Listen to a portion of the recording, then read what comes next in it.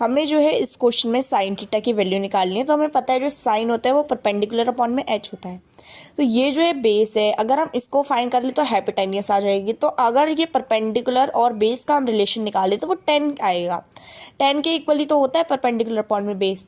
तो हमें इसमें साइन की वैल्यू निकालनी है। तो साइन के लिए हमें हाइपोटेन्यूस भी पता होना चाहिए और हमें परपेंडिकुलर भी पता होना चाहिए, जिसको निकालने में थोड़ा सा टाइम लगेगा। इससे अच्छा है कि हम टेन थीटा की वैल्यू निकाल के थीटा की जो वैल्यू आएगी, थीटा जितना भी एंगल होगा उसको अगर हम साइन थीटा की वैल्यू में डालें तो हमें उसकी वैल्यू पता चल जाएगी वैल्यू चार्ट के अकॉर्डिंग।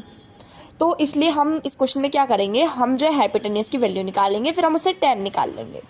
तो अगर हम 6 का स्क्वायर करें, क्योंकि हाइपोटेन्यूस है ना 6, क्योंकि ये 90 है तो ये भी 90 होगा, तो इसके सामने वाला हाइपोटेन्यूस। ठीक है, फिर हम परपेंडिकुलर और इसको प्लस करेंगे तो 3 स्क्वायर प्लस में इसको नाम दे देते हैं AD। ठीक है, तो अगर हम AD का स्क्वायर करेंगे तो वो इक्वल होगा इस सब के। तो 6 का स्क्वायर होता है 36 माइनस 9 इज इक्वल हो जाएगा AD स्क्वायर के। तो इसको माइनस करने पर 27 आता है, और अगर हम इसका अंडर रूट कर दें तो वो AD के इक्वल हो जाएगा, क्योंकि यहाँ पे स्क्वायर है तो यहाँ पे जाके अंडर रूट के इक्वल हो जाएगा। तो हमें AD की वैल्यू जो है अंडर रूट 27 पता चल गई। अब बेसिकली हमें क्या करना है, हम इसमें 10 का रिलेशन निकालेंगे, क्योंकि ये हमें अंडर रूट 27 पता चल गया है। तो अगर ये अंडर रूट 27 है तो अगर हम 10 का निकालें तो हमें पता है tan थीटा जो इक्वल होता है वो इक्वल होता है परपेंडिकुलर अपॉन में बेस के।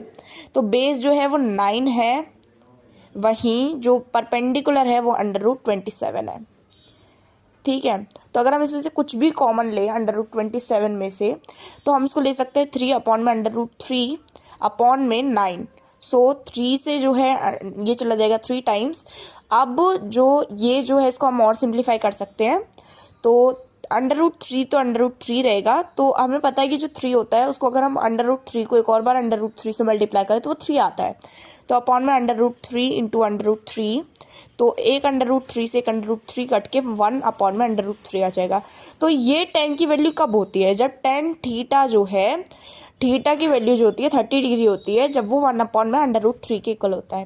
तो हमें पता चल गया कि जो ये है थीटा की वैल्यू वो 30 डिग्री है। तो साइन 30 डिग्री कितना होता है, साइन 30 डिग्री होता है हमारा